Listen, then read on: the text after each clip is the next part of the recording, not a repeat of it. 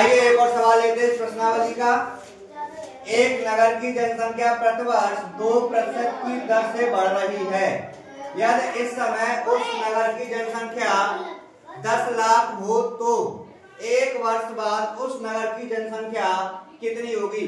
Same सवाल है, जिस तरह से हम पैसों के सवाल करते हैं ना ब्याज निकालने के लिए, ऐसे नगर वाले सवाल होंगे जनसंख्या वाले। तो देखो क्या दे रखा है उसने, प्रति वर्ष 2% की दर से बढ़ रही है, तो दर हो गई हमारी 2%। ठीक है, प्रति वर्ष यानी वार्षिक हो गई। इसके बाद नगर की जनसंख्या, नगर की जनसंख्या, और जिसको हम बोलेंगे मूलधन, जो अब तक हम सवाल करते हैं उसके हिसाब से 10 लाख।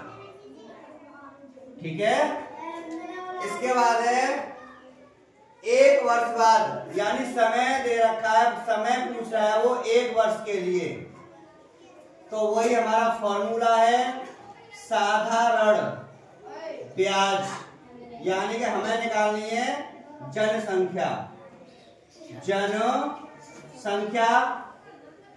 ठीक है, तो सूत्र क्या होता है बेटा, मूलधन गुणा दर गुणा समय। ठीक है, बटे 100।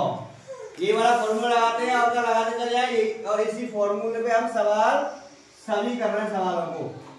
तो मूलधन दे रखा है 10 लाख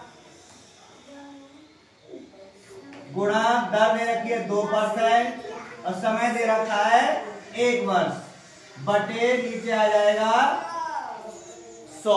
ठीक है, यहां तक समझ में आ गया।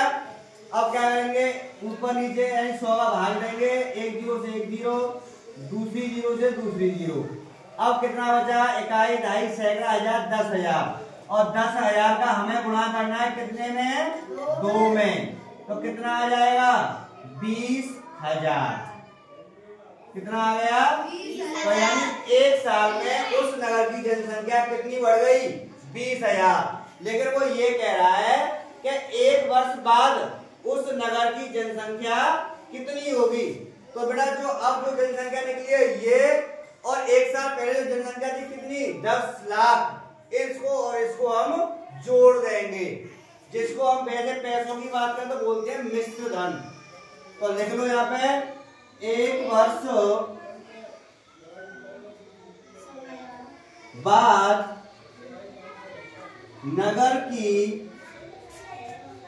जनसंख्या कितनी है ना, तो कितनी होगी, जो पहले कितनी थी 10 लाख,